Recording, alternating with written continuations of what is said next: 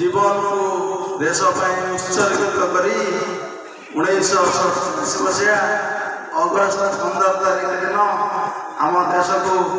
स्वाधीनता देते आम से एक स्वाधीन राष्ट्र में परिणत होते किंतु आम 1950 मसीहा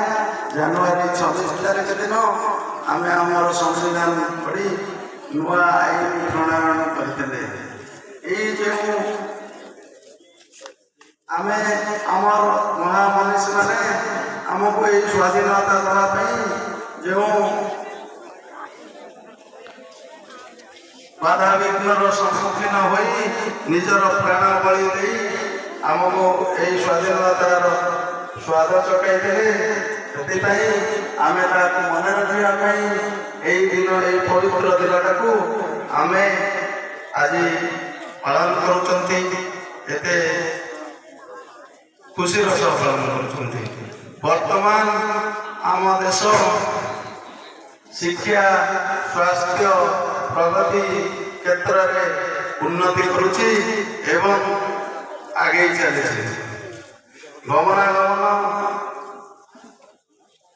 टेक्नोलोजी क्षेत्र में आम मैंने अन्य देश तुलन प्राय समकक्ष हो पार्टी से आज आम समस्ते पवित्र जातीय पताका तले शपथ नवा जे आम भल काम करवा भल पाठ पढ़ा एवं आमर देश को